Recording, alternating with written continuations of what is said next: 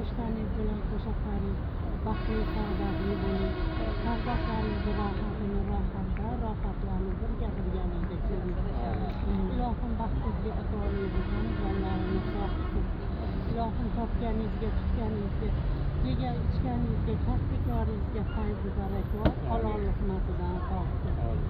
Topganlaringiz yaxshilik kunlarga, yaxshilik ehsonlarga, to'ylarga, umra hajlarga, katta hajlarga buyurib nasib qilsin. Ilohim ota-onangiz bilan, bola chaqangiz bilan, umr yo'ldoshingiz bilan barchalari bilan birgalikda kelib, oilaviy shakllarda ibodat qilishlikni Alloh nasib ro'za aylasin.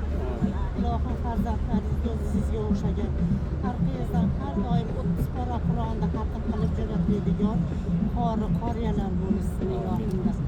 Zurriyodingizdan ilohim qazzob, o'g'ri chiqmasin ilohimda. Qoriyalar chiqsin ilohim. Yana shu yillarga, shu oylarga, shu kunlarga yana qatorimizdan xato bo'lmasdan birgalikda Allohim g'oyibidan berib, yana qayta chaqirib, shartlarda birgalikda ibodat qilishlikni Alloh nasib ro'za aylasin. Allohu akbar.